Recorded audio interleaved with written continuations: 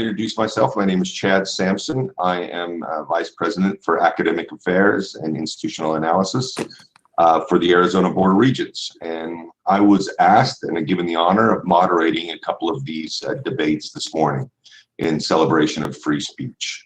We have three very distinguished judges on the call and, or excuse me, on the video, and I will introduce them momentarily. But for the participants and the debaters and the teams here, this is your second virtual debate of the day. Congratulations on making it through your first one. We hope that you have had somewhat of a good experience and a good time, and we look forward to a robust and focused debate on this second resolution here in a moment. This is I'm sure everybody knows, but I want to be specific about it. This is the second inaugural, or this is the second Regents Cup that we've done, and the first virtual Regents Cup.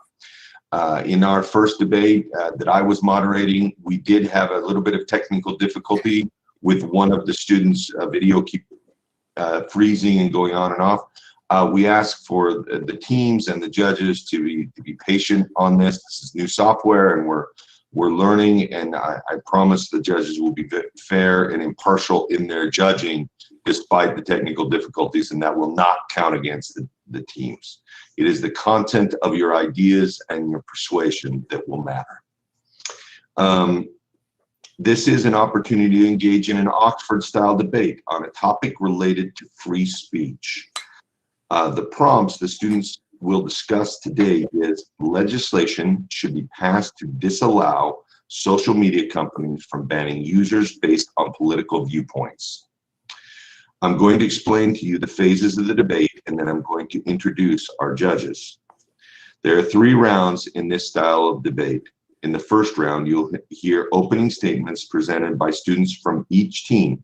The affirmative team, which should appear on the judges' screens on their left, and the negative team, which should appear on the judges' screens on their right.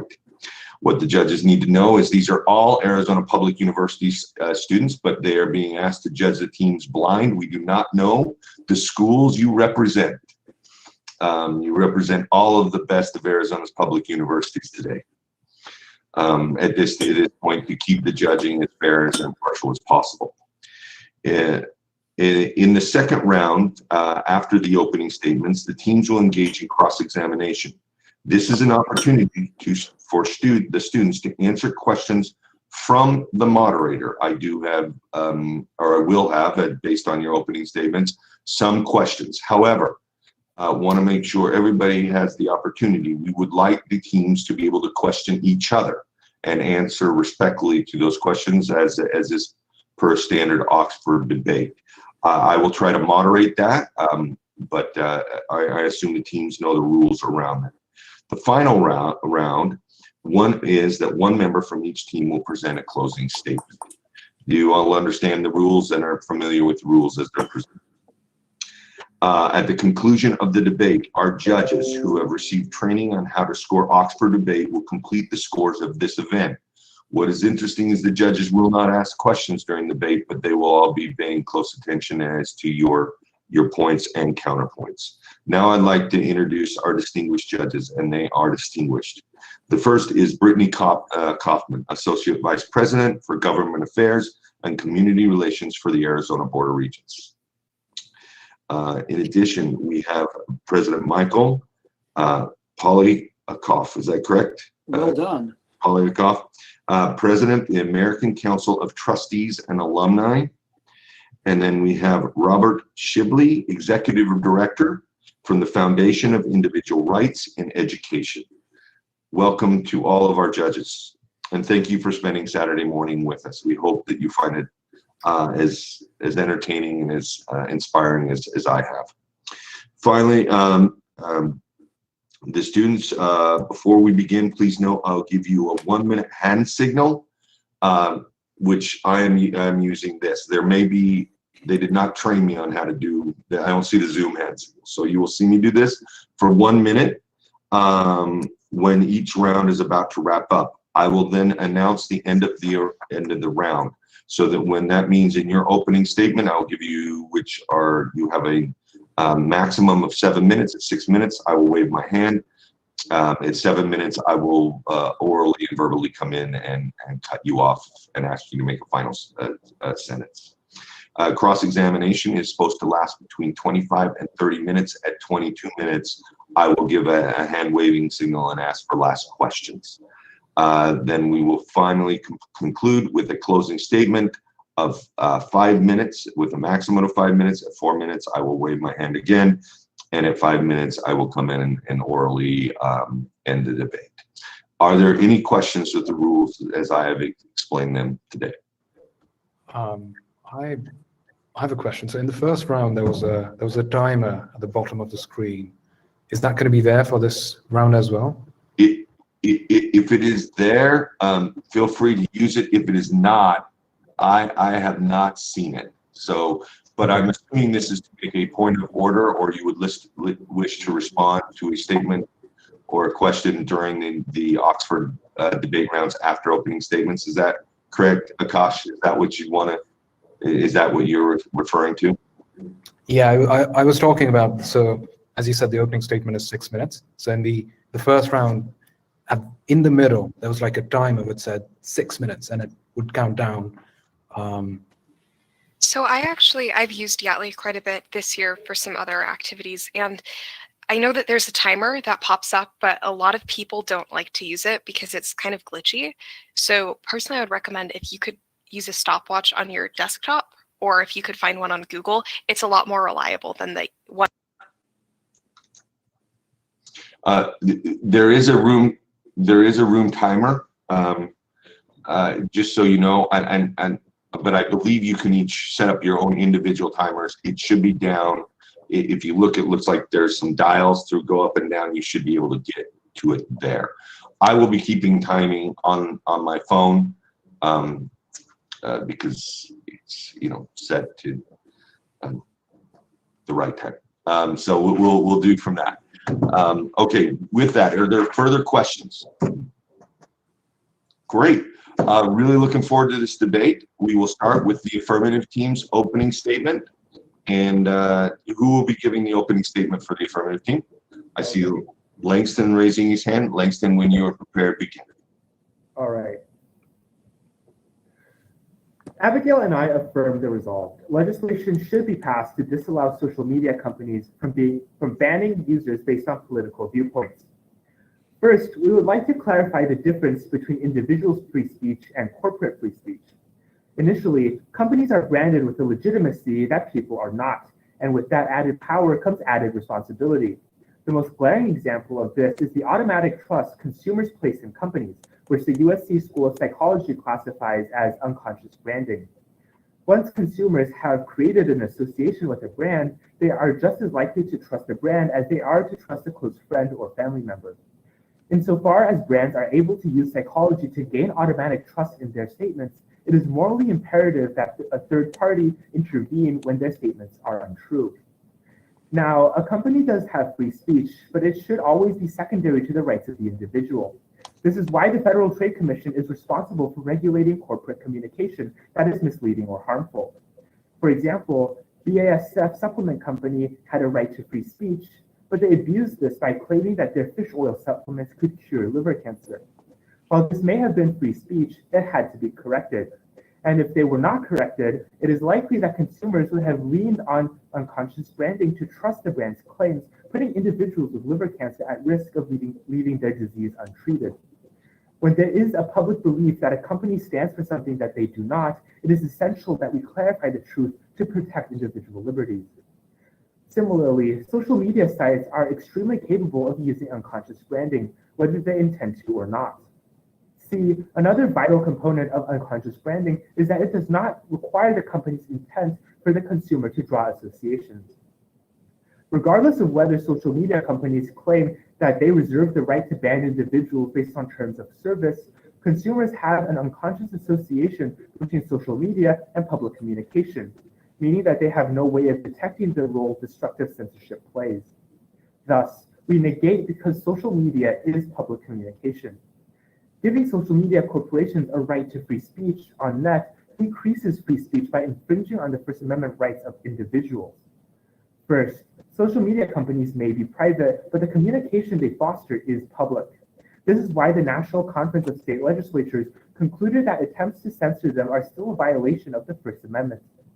In fact, this is taken just as seriously as any other First Amendment violation, which is why the Supreme Court ruled that it was unconstitutional for a presidential Twitter account to block other accounts.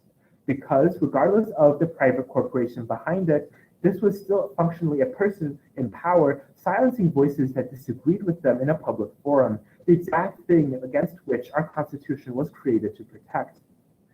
While our Constitution may not have accounted for the creation of social media sites, Abigail and I believe that we should draw on the Supreme Court's interpretation of social media as constitutionally protected free speech as the closest interpretation to the framers' intention.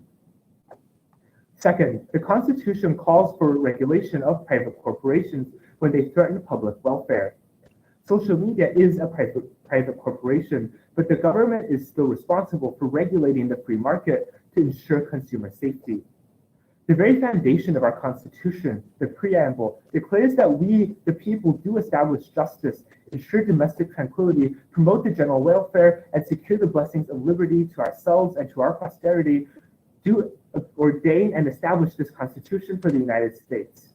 This is why Section 8 gives Congress express power to regulate commerce among states. In the same way, the Food and Drug Administration will intervene if a company is selling food that has plastic shards in it. The government ought to intervene if a company is in any way posing a risk to consumers' health without acknowledging it. See, a free market does not need government regulation when there is natural competition. Companies are motivated not to take actions that can harm consumers because consumers will prioritize the safer competition. Unfortunately, the Federal Trade Commission explains that because social media companies are functionally monopolies, they require government regulation to ensure they are not putting consumers at risk.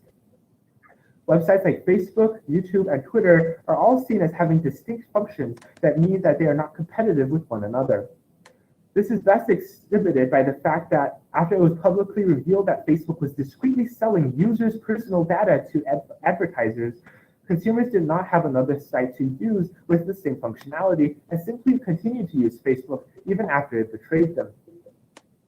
Allowing social media sites to continue without government regulation and without regulation at all has massive consequences. The Brookings Institute corroborates that allowing social media sites to block political content is not just discriminatory, it has a direct threat to democracy. First, notice that it is nearly impossible to determine whether some statement on social media is a political belief, and allowing social media sites to make this distinction threatens democracy. For example, a church's social media page expressing a pro-life stance is protected, but a political candidate doing so can potentially be removed. If political candidates know that their support of pro-life causes could get them banned on social media, they would be less likely to actually talk about those issues. This limits what issues political candidates can take stances on, as social media is essential to modern campaigning. Given the choice between changing their views and changing their campaign, candidates are much more likely to hide or change their views to continue social media campaigning. Unless we intervene, social media companies might have the power to rewrite our next presidential ticket. Our government was created by the people, for the people. It is imperative to preserve this autonomy and personal liberty in our democracy that Abigail and I are proud to affirm the resolve. Legislation should be passed to disallow social media companies from banning users based on political viewpoints. Thank you. Negative team, your opening statement. All right, I just want to thank everybody for coming, thank my opponents for engaging in this spirited debate with us. I'll just jump right into my opening statement. From misinformation to lack of privacy, it's clear that social media companies have some work to do. In many instances, the government can and should take action to stop the problems that arise from social media. However, this does not mean that the government has to take matters into its own hands for every issue, particularly when it comes to regulating political viewpoints online. We are proud to oppose this resolution because we believe it violates certain key principles that our government and we as citizens hold dear and is ultimately not necessary in the status quo. First, I'd like to offer some definitions which may have gone untouched by the affirmation. Legislation to disallow would be laws passed by Congress that regulate social media companies to the extent that they would not ban users solely for political viewpoints. We think this would be probably done by organizations like the FCC through some sort of regulatory framework or direct laws banning that type of action. Political viewpoints are beliefs about political events, systems, figures, and how those factors ought to be treated. Once again, it's a very broad definition. We recognize that. We don't want to shy away from the broadness of it. We think it's important to keep that in place. Our first argument is that this resolution is wrong in principle. Within this, we have two subpoints. First, it's important to note what the relationship between a user and a provider of social media is. When you sign up for a social media account, you are entering into a private contract with that company, meaning you agree to its bylaws and regulations concerning what kinds of content can be banned and why. Despite what the affirmation may say, you are still engaging with a private company as a private citizen. It is not a government or public institution that you are putting your speech onto. And we believe that often the regulations that social media companies have on specific speech are in place for good reason, such as to stop the spread of hate, abuse, or misinformation. Furthermore, as a private entity, social media companies have a responsibility to provide the best service possible to a wide range of users. Basically, what we're saying is that some bans on political viewpoints on social media are justified, since the posting of certain political opinions would hurt the ability of other users to get a satisfying social media experience, therefore going against the company's ultimate responsibility, because again, they are a private company. For instance, think about an inflammatory political post that somebody makes. This is going to be quite extreme, such as Jews should not hold public office. I recognize it's a very extreme, but it is a political viewpoint and it doesn't call for direct violence, so the government would not be able to regulate it. However, if I, a Jewish person, were to go onto social media and see this post, I most likely would not want to use that social media much in the future. Thus, social media companies like Facebook would have a duty to ban that political viewpoint in order to remain favorable to a broad audience. Since the example I mentioned would fall under hate, then a social media company could justifiably ban it in the status quo. Unfortunately, this resolution would disallow that, meaning restrictions on hate can no longer be used to ban those types of posts, since all nonviolent political viewpoints would be protected. We think that because social media companies are not governments, specifically not governments, they have a profit motive, that they're justified in banning posts from their platforms that violate their bylaws and could hinder future revenue. I also want you all to ask yourselves, would it really be a huge loss to the world if the person making anti-Semitic remarks is banned from specific social media platforms? We don't think so. Our second subpoint is that this type of legislation regulating social media companies would be a violation of those companies' freedom of speech. Despite, again, what the affirmation says, social media sites are private platforms intended to carry content, and we can compare them to other distributors of speech, such as magazines or cable companies. Daphne Keller of the Hoover Institute at Stanford explains that the Supreme Court has consistently sided with those types of companies and protected their rights to not carry certain content. Specifically, they've held that the First Amendment gives content platforms the right to exclude speech, meaning regulation which forces them to include certain speech would violate the First Amendment. Indeed, we've seen the standard frequently applied to uphold the rights of social media companies. Rulings in cases like Charles C. Johnson v. Twitter and Craig Britton v. Twitter have consistently used the Supreme Court precedent to defend social media companies, arguing that they have a First Amendment right to ban whichever posts they see fit. Passing this resolution would in fact be a direct violation of those First Amendment rights, since the US government would be compelling social media companies to publish speech which they may not want to. The affirmative claims that they want to try to protect free speech, but the only side which actively harms, according to the legal precedent, free speech rights is the affirmation. Our second point is that this legislation is ultimately unnecessary. The opposition makes it seem like social media companies are brazenly banning people for their political viewpoints left and right. This is blatantly false. If social media companies were banning based on political viewpoints, then you would expect to see a clear bias against conservatives, since tech workers, the people behind social media companies, are predominantly liberal. Yet a recent study by NYU's Stern Center for Business and Human Rights disproves this empirically. After reviewing thousands of account suspensions by Facebook and Twitter, the authors conclude that conservatives and liberals were banned quite equally, and in each case it was due to a specific violation of company policy. This makes complete sense. since social media companies need to keep a broad user base so as to continue making revenue. They ultimately have no clear incentives to ban anybody for political viewpoints unless the posting of those viewpoints violates their rules. And this gets at a big problem with the affirmations case that they've given us. They've given us a lot of reasons why banning political viewpoints online is bad, and in many instances we agree, but they don't actually go the step further to tell you why this is a real problem in the status quo. They call for a third-party actor to step in, and we would completely agree, since social media companies have already taken measures to ensure that they are not banning political viewpoints without just cause. Last year, Facebook and Instagram put themselves under the authority of an independent oversight board, which can accept appeals on bans and overturn banning decisions, especially in instances where company rules are not clear and decisions seem arbitrary. This seems exactly what the affirmation wants to do, but it's being adopted by these companies willingly rather than being forced on them through some sort of government bureaucracy. So far, this organization has already overturned many bans by Facebook, even in the year that it's illustrating how these companies are starting to regulate in the status quo.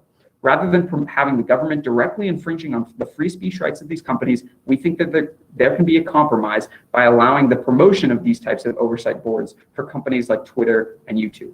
So if you're still on the fence, let me just recap our stance for you. The problem that the affirmation is attempting to solve is not a major concern and is already being addressed in the status quo. Furthermore, the solution which the affirmation stands behind would create more harm than good, which is especially troubling when it comes to free speech. For these reasons, we soundly hope you join us in opposing this resolution. Thank you. Thank you.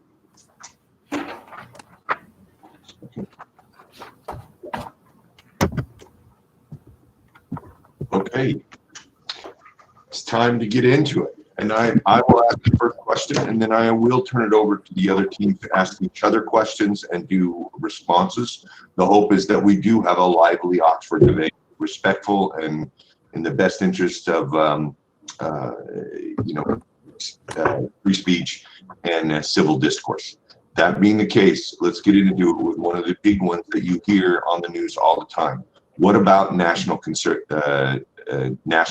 security concerns in support of passing legislation to ban or in support of passing legislation?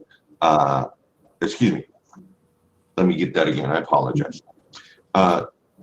What about national security concerns that is contrary to the idea of passing legislation to allow media companies to ban users based on political point of views? If you understood that question, who would like to take it first? I'll give it to the affirmative side first. Sure. Yeah, so it is a really valuable question. And I think one of the most important distinctions that we can sort of delve into in this cross-examination period is what constitutes a political belief, right? We talk about how that's a little tricky to define, but there are many sources that describe things like anti-Semitism as not a political belief. And so we believe that if we are putting sort of proctors in place to prevent the ban of people on the basis of political beliefs, it doesn't create the breeding grounds for national security threats. It doesn't allow, an organization like ISIS to now proliferate their ideologies on Twitter because they're not a political ideology. And so when we specifically advocate for banning advocate for preventing the ban of political ideologies, we are not saying that every piece of speech belongs on social media. We're simply saying that legitimate, viable political ideologies, whether I am pro-life or whether I am pro-choice, neither of those statements should be something that puts me at risk of having my entire career as a political candidate terminated in an instant because Twitter found it disagreeable. I just want to, I appreciate those comments. I just want to push back a little on your evaluation of the situation. So an organization like ISIS, we both agree, would not be able to be on social media in either world. But the reason is that they advocate violence, not that their political ideas are extreme. There are, like, the same way that the government recognizes white supremacist groups and recognizes their free speech, what we're arguing is that so long as that speech is nonviolent, if you remove any bans on political viewpoint, then you are allowing those people to speak freely on social media, right? Because the ultimate litmus test for government determining what speech is okay or not is not whether the political viewpoint is acceptable, it's whether or not it's violent. So by affirming this resolution, you're taking this more specific and more focused limitation on freedom of speech and applying it to social media companies who already have a responsibility to ensure that views like anti-Semitism aren't expressed on their platforms. And we think that social media companies, because again, they are companies and they have a duty to provide the best experience for their users, we think that this priority should be recognized, and it should be a major decision, a major point of decision when you're deciding how to approach these companies. Affirmative, do you have a response? Did you have one, Langston? You can go and then I can add something. No, I have this question because you talk about how social media companies have this duty to. I'm sorry, you may have to speak louder. I don't think the audio. I apologize. Okay, so can you guys hear me better? Yeah. Okay, so you talk about how social media companies have this duty to, in some sense at least, regulate what is being said on their platforms, but I just want to know what that duty sort of looks like. I mean, what's because since these are functional monopolies, right, you can talk about, there might be some competition to Twitter, but nothing that is sort of, I think, that comes even close to replicating what Twitter has been able to do. I would just like a bit more from you about what that duty looks like. And I think Abigail also has something to say. Well, we think, so like, again, we can get into like the market concerns, how you properly define like social media companies and where that duty comes from, where it comes from, whether it comes from market competition or from other sources. We don't think it ultimately matters though, where it comes from. At the end of the day, social media companies have expressed concerns over extremist rhetoric, such as anti-Semitism, such as white supremacy being espoused on their platforms. And we think that that concern comes from the idea that they don't want to, their platforms to be sites where those types of ideas were promoted. And under the current framework, because again, they are able to ban political opinions right now, or political viewpoints right now, we think that that framework is good because it allows them to not have to promote or not have to feature certain political viewpoints, which these private companies don't want to. Again, under the negative, if those viewpoints aren't imminent threats of violence, which is how the government defines speech that can be restricted, those viewpoints would be allowed to stand. This distinction actually is quite important, and I know we breezed past it a bit, but according to basic economic principle, a corporation exists to generate profit. If there are other corporations in competition with them, they now have to add other facets to their industry in order to ensure that they're still making a profit, right? If I have 2 t-shirt companies to choose from and one of them is made of something that gives me an allergic reaction, I will choose the one that does not. However, the issue that we talk about is this sort of natural monopoly that social media has fostered, which is that because they exist to make a profit and they don't have any natural competition, they don't have to care about consumer welfare in the same way that they would if there was 2 Twitters, right? And both of them were trying to seem like they were more agreeable for the public. Twitter does not have a rival. Facebook does not have a rival, which is why Facebook was able to continue having consumers even after it came out that they were selling their data, because people didn't have anywhere else to go. So I know that we sort of gloss over it, but this distinction is really, really valuable, because when social media sites do not have natural competition, it means that they aren't acting for the people. They're acting for the profit. And so I guess that kind of furthers the question Langston asked, which is, how do we know that they're really going to be banning views that are unsafe as opposed to banning views that make them a little bit less palatable and views that make them a little bit less more profit driven? Or a little bit less capable of making a profit, I should say.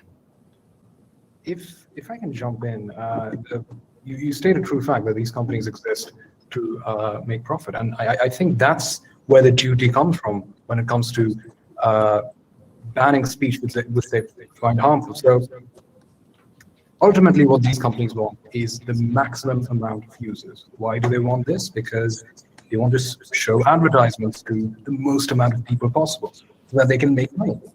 So, and this is only possible when they make sure that the environment they have on that social media platform is most welcoming. So So if, for example, if a social media company started outrightly banning liberals or conservatives or people from a specific part of the political spectrum, this would not work in their favor because they'd lose a huge chunk of their audience. They would lose a huge chunk of people who they could have to make money from. So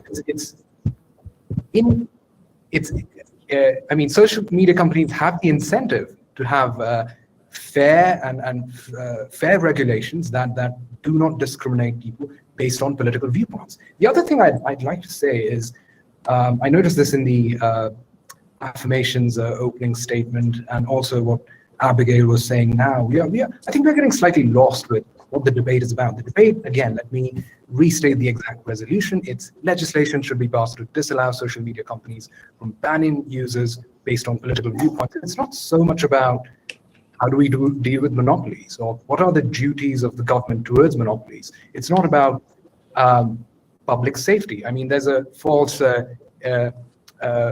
equivalency being drawn here between public safety and political viewpoints. Like a company making a food product which can actually kill you, that's not the same as Twitter, where people are saying, "Oh, I believe X, Y, Z."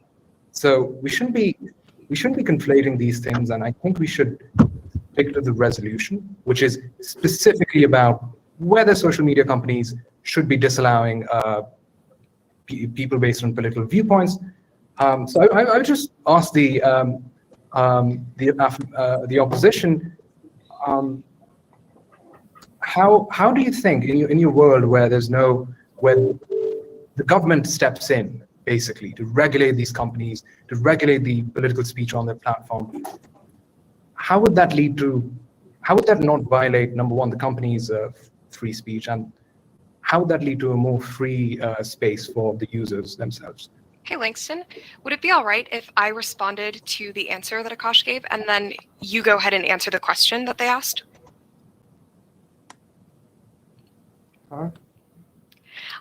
So there was kind of two parts there. Akash responded, and so is it okay if I respond to this sort of economic thing, and then you answer the question? Okay. I will just quickly say that we do not believe it is a false equivalency. Right. And the reason that this debate becomes very important is because we are here to talk about free speech and the First Amendment and what our Constitution is calling for. We are not here to express what we personally think the government should look like. We are here to uphold the Constitution that was written for the people, by the people, for us, by us. This debate thus becomes an interpretation of which side most effectively reinforces the liberties granted to us.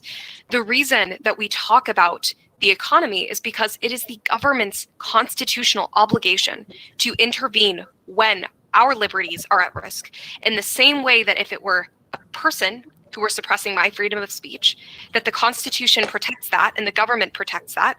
It is the exact same way with a corporation, which is why we discuss this notion of natural monopolies. Because if a company does not have competition, they do not have to worry about public welfare. And loss of political ideologies is absolutely a threat to public welfare.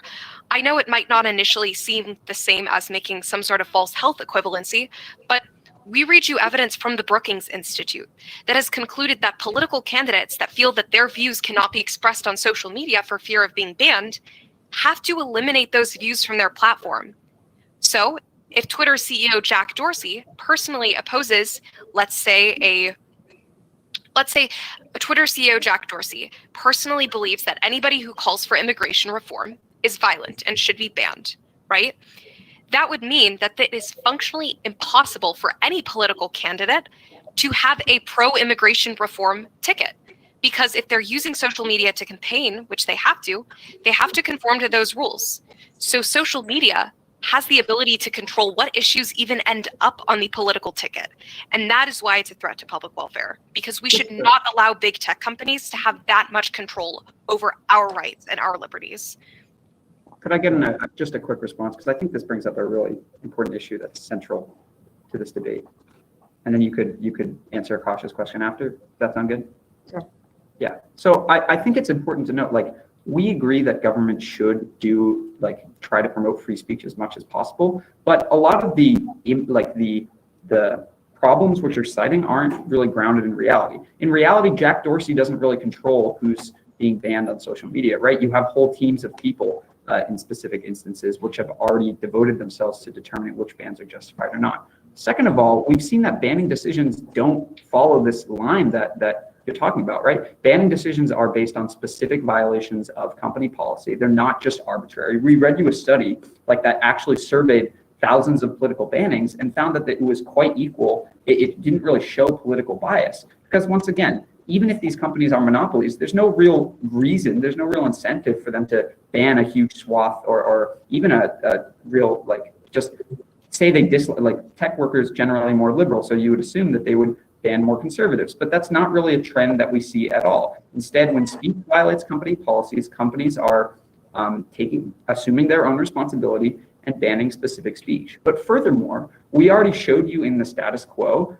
how companies are taking steps to limit possible violations. We agree, social media companies have a lot of power, and it might be it might be problematic that they can ban whoever they want. But with these oversight boards in place that Twitter and Instagram or Facebook and Instagram adopted, you're seeing exactly what the affirmation is talking about. You're seeing a third party stepping in, reversing certain banning decisions, saying, no, this rule is unclear. You need to make this rule clear. This ban is not justified because this political viewpoint, like, this is a justifiable political viewpoint. So you are in favor of oversight, just you're proposing not by the government, right?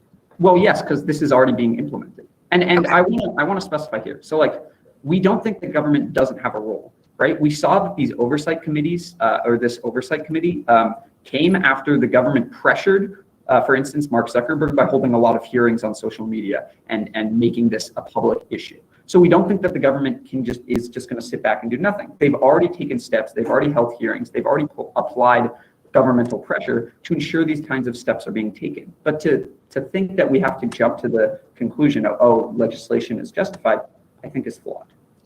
So, Josh, I'm going to cut you there because I'm sure the affirmative team will want to respond to you, but I also want to give Langston an opportunity to respond to Akash's question. So, Langston, if you do that, and then I want the affirmative team to be able to respond to Josh's statement.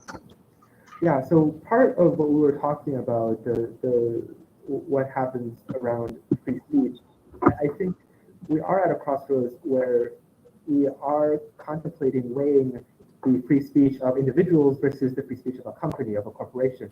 And it is our notion that the free speech of individuals is more important or more justified to protect than that of a private corporation.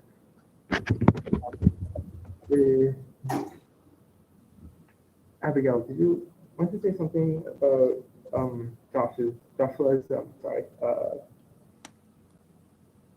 Yeah, absolutely.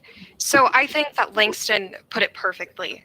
And I mean, really, that's what this debate comes down to is, you know, again, we're here to talk about free speech. We're here to talk about interpreting the Constitution. And neither side is saying that free speech is a bad thing or that free speech should be limited in any way. The problem is we have encountered a contradiction. There is the free speech of corporations, which is absolutely a protected right. And there's the free speech of individuals, which is also a protected right. And similar to the way that I have the free speech to walk into a movie theater and yell fire, right? That is not a good idea under our Constitution because it limits other people's rights. And so we believe that in this instance, in this battle between corporations and individuals' free rights, we have to prioritize the individual. That is what the Constitution calls for, public welfare, not for Twitter CEO Jack Dorsey to have, or his oversight teams, to have the full freedoms of the Constitution. They absolutely have access to freedoms, but not when it limits the rights of the individual. And that's where we draw the line. And that is why we call for some sort of government regulation to protect those individual liberties. I also want to mention something that it does seem that the negative is perfectly fine with government intervening in some way, but just not legislatively. And I fail to see how sort of the legislation is that much different from, for instance, the FAC having regulations. I'm an engineering student, and I know a lot of OSHA regulations, not because they're legislative, but ultimately, I think they serve a similar purpose, do they not? Negative team, you want to respond to that? Oh yeah, absolutely. So I think, again, I think the confusion is being caused because we're kind of debating different things. So we recognize, yes, the free speech of individuals is essential, but responding to a specific claim which Abigail made right now, which is we don't want Jack Dorsey or his oversight committees controlling which political opinions are allowed on the platform. The truth is that's not happening. Like, that's absolutely not happening. Number one, the oversight committees, they are third party. They're not associated with Facebook, Twitter, or any of the social media companies. Number two, we are also not saying that there should not be government intervention. There's government intervention in the sense that there's public hearings that puts pressure. Fine, that's great. But painting this picture that the moment there's government regulation, the moment 10 people from the government step in and they take control over which political opinions are allowed on Twitter, the idea that that's when free speech will flourish, I think that's painting a really wrong picture. I think we're putting too much faith in government. We are essentially saying those 10, 20 people in the oversight committees, it's usually even more. We're essentially saying shifting power from those 10, 20 people in the oversight committees to a few people in the government is going to solve all problems we have. That is not true. So and again, I think that it's really important to interject here that this is not a false picture. The Brookings Institution evidence is actually a meta-analysis of challenges that have resulted in either bans or tweets being removed. And the Brookings Institute specifically articulates that one of the greatest examples has been Planned Parenthood, a pro-choice organization that constantly promotes abortion and sex education, regardless of your stance on that. They have had a lot of their tweets removed by Twitter, where the Brookings Institute finds that these same tweets were not removed from organizations that were not politically motivated. So religious organizations have a lot more freedom to speak on issues like abortion versus, the life of a child, as opposed to a organization that explicitly states that they are political. So when we discuss this, we aren't talking about a hypothetical. We are talking about a world in which, regardless of it is Jack Dorsey or the people who work under him, or if it's on Facebook, if it's Mark Zuckerberg choosing which political ads to show, there is absolutely a choice that is being made. And the question is if we want that choice to be made by corporations that are vested in making a profit, or a government that is constitutionally obligated to protect our rights, unlike an organization and unlike a corporation. And we believe that both should be constitutionally obligated, which is why the government should be there to enforce the Constitution for corporations. I just want to clarify again, we would absolutely agree that those sorts of bannings are not justified, which is why we give you a clear alternative that's already being adopted in the status quo. Rather than relying on explicit legislative oversight, we can have these oversight committees and we can promote the use of them. Government can even perhaps encourage, call for these companies to actively adopt these oversight committees, and we think that would be an appropriate use. But getting back to, I think, a contradiction or a conflict that we're getting at is Abigail makes it seem like what we're getting at here is the I guess conflict between speech rights of a company and speech rights of an individual, and that these are contradicting each other in the status quo. We don't think so, because at the end of the day, and this has been ruled by the Supreme Court, when you post on social media, that post is not necessarily completely unrestricted free speech. It is speech that is speech that is delivered on a privately owned platform. We can say that they act like public forums all we want, but at the end of the day, the private social media company ought to have the decision whether or not to feature specific speech on their own platform. And the Supreme Court has ruled this in similar instances for things like magazines or cable companies. Just because somebody, a magazine has a public access and somebody wants to get their opinions heard in a magazine or wants their TV show to be aired by a cable company, this does not necessarily mean that the government now has to force those people to adopt that speech. And we think because the same precedent has been applied to free speech. There have been multiple instances where people sue Twitter and they claim, hey, I was banned unjustifiably. This is a violation of my freedom of speech. And the court has specifically ruled that no, Your freedom of speech does not extend to forcing a private platform to publish your speech. That is not allowed. So we don't think that this is a violation of the individual's freedom of speech. We think you can have, for instance, like, we also have to discuss like the types of people. Wait, which court case are you referencing? These are, I have the specific names in my speech. So I have Charles C. Johnson v. Twitter and Craig Britton v. Twitter. Yeah, that's basically the summary of my comments. I think like the AF is painting a picture that these are contradictory, or these rights of freedom of speech are going against each other when they really are not. Does affirmative want to respond? And then I'm going to give each team an opportunity to ask one final question of the other team, starting with the negative, asking the affirmative, and then the affirmative and negative, and then we'll move to closing statements. So affirmative, you have a chance to respond to Josh's last statement quickly, and then we'll move to final questions. Yeah, so you cite a lot of Supreme Court cases, and I do agree that something like this might be not, the Supreme Court might not like something like this. However, I think what we're talking about in this case is whether these laws should be implemented or should be passed. This is, I think, more of a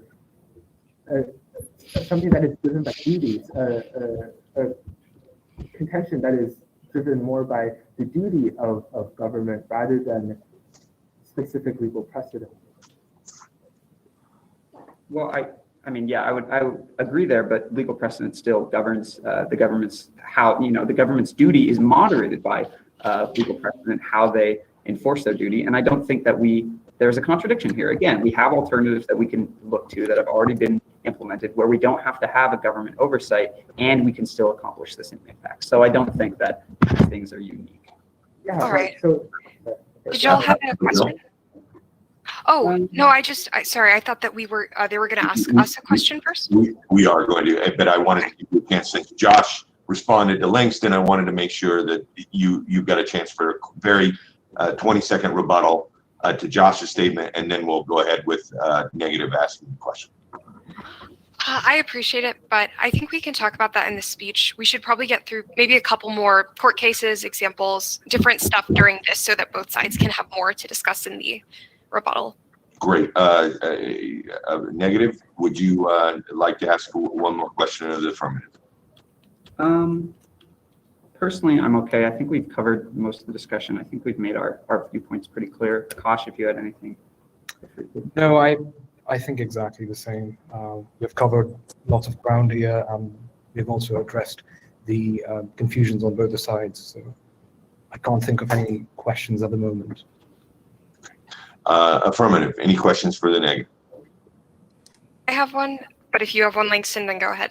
No. You can. Okay, great. My question just sort of relates to if we already have, right. So if we can agree that oversight is good and having some sort of check on social media power is good, what is the unique reason that the government being that third party is a problem? Well, Just yeah, so, Sure. Okay, go ahead. Okay, should I? Oh. Yeah. Okay, I was saying it's not a problem per se. So I think, so when government oversteps, and then, when let's say government is breaking up monopolies or something. Basically what I'm trying to say, government overstepping should be the last solution.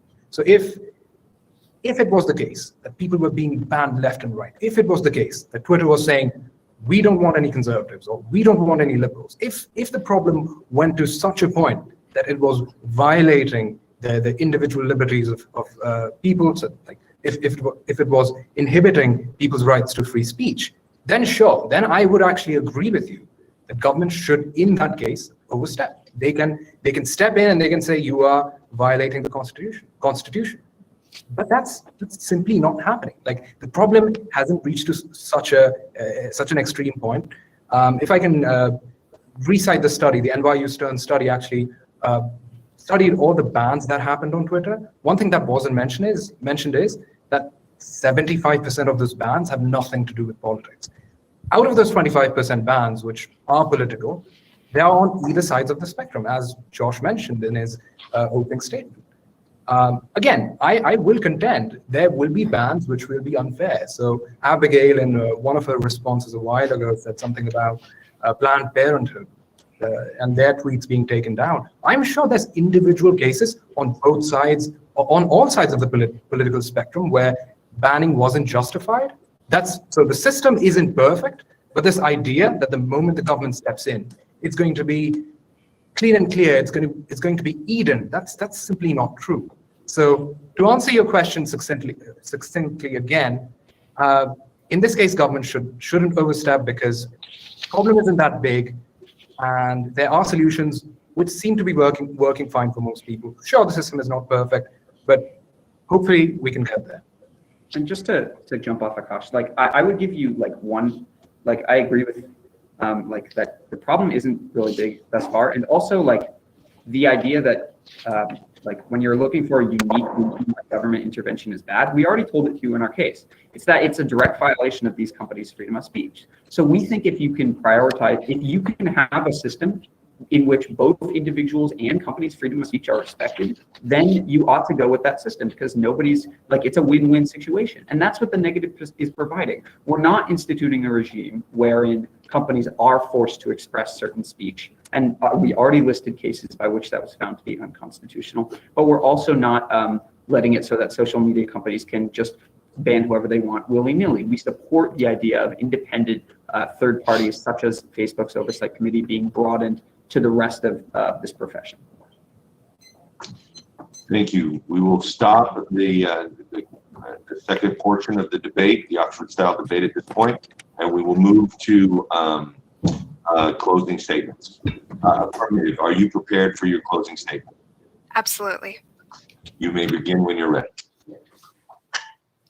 If this debate asked us to consider whether or not anybody in the United States should have access to full freedom of speech, I'm pretty sure that I speak confidently when I say that myself, Langston, Joshua, and Akash would all be vehemently in support. However, this debate is highly nuanced and pretty complicated, because there is a contradiction between the free speech rights of individuals and corporations. Both sides have provided examples of times that individuals have had their speech suppressed and corporations. And we sympathize entirely with some of the points that are made in the cross-examination period. Namely, corporations absolutely deserve protected speech. The question we ask is, when it contradicts the rights of an individual, do we allow that to continue, or do we put the individual first? And it is because of our reading of the Constitution, namely the preamble, Section 8, which allows for the regulation of commerce, and the First Amendment. We believe that it is our moral imperative to call for the government to protect individuals. So let's go down some of the key issues discussed in today's debate. Initially, let's do a thought experiment with some of the evidence that was propagated during cross-examination. Specifically, let's compare the worst-case scenario on either side. As we tell you, we are attempting to suppress a corporation's free speech, and that's part of this debate. However, we believe that the way that this manifests is simply, corporations cannot ban a user on the basis of political beliefs. This is entirely different from corporations banning a user on the basis of violence. Both sides agree that we should not allow violence to be propagated. However, Langston and I reference examples like Planned Parenthood being banned on the basis of them posting stuff that was pro-abortion.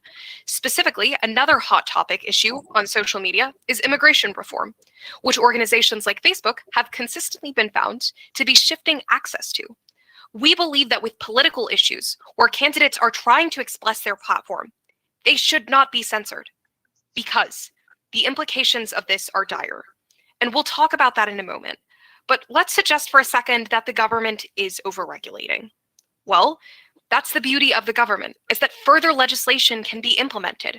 They're not driven by profit, they're driven by constitutional obligation, meaning that if the government somehow violates the constitutional protections a corporation has, they are morally and legally obligated to fix it.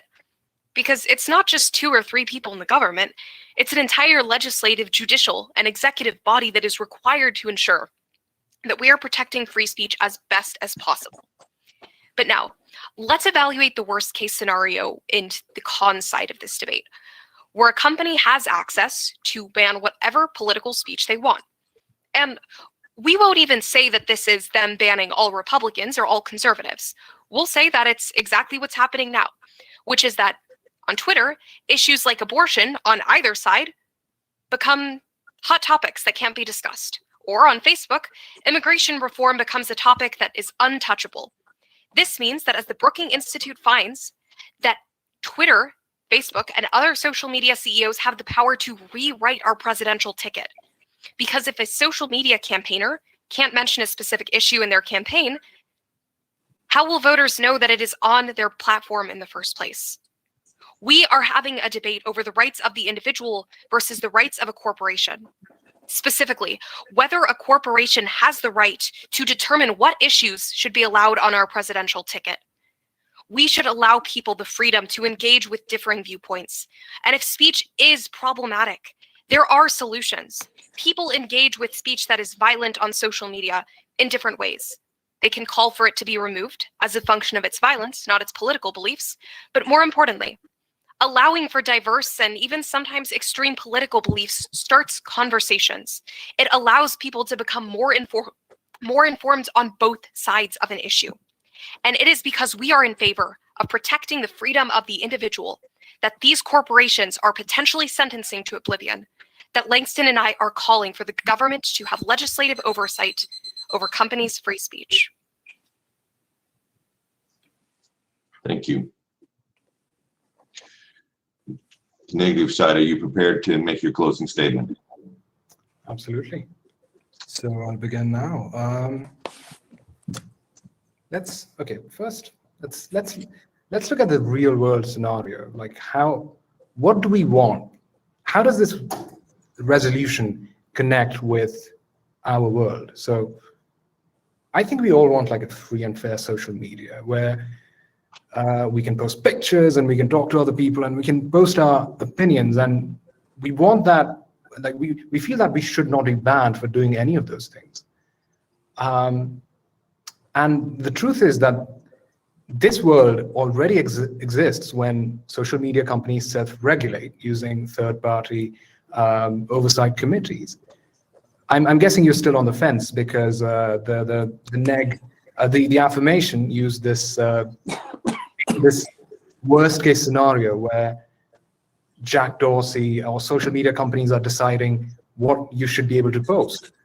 I think number one, that's totally not true. But the reason why that's false is, again, as we stated in the opening, the most expansive study of all the bans which were done by NYU Stern, they found that all these bans were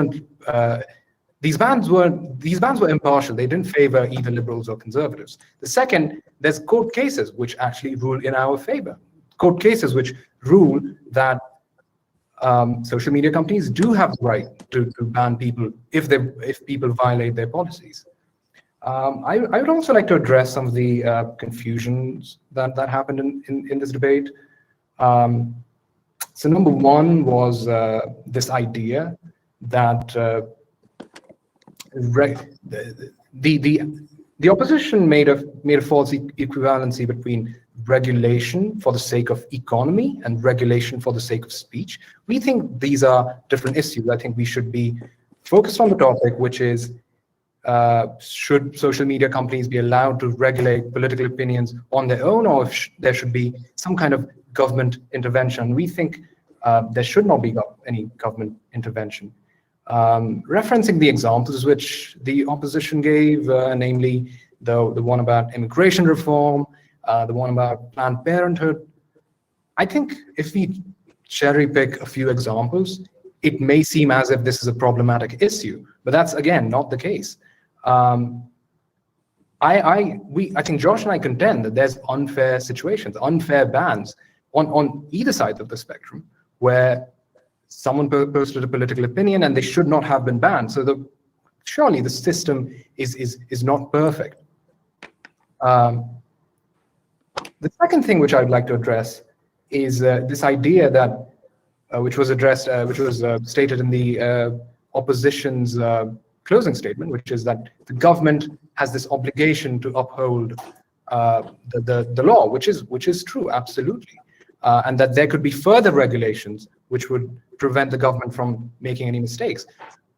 As we say, if banning people over political viewpoints was an actual problem, was a huge problem where people from one side of the spectrum or other side of the spectrum were being banned for posting their beliefs, then sure, government should have stepped in. But government should not step in now, because that's not the world we live in. We live in a world where you can, unless you post something violent on social media, you can state your opinions for the most case. Now, there could be unfair bans, as I said, that mostly doesn't happen. So in the end, all I'd like to say is that we should focus on the resolution, which is specific to political opinions. It's not about public health. Again, that's not the same as harms that come from violent political opinions. And all I would say is that, number one, we don't live in a world where this problem is huge so that the government should overstep. And number two, doing so would actually violate the company's right to exist and function properly and generate profit. Yeah, that's it. Thank you so much. So that concludes our second round of the debate. Yes, a giant round of applause to all of you. You have represented yourself as articulate and the best examples of civil discourse. Thank you so much for allowing us the privilege of being with you today. We will now release our judges to go do their difficult duty. And sorry, and that's my phone telling me that you're out of time. So with that, we'll release you to the remaining portion of the day. Thank you again, and we look forward to seeing you soon. Thank you, judges, and thank you, Joshua and Akash. It was a great debate. Thank you so much for your perspectives. Same thing. You were all All right. terrific. Thank you. All right. Good luck, everyone.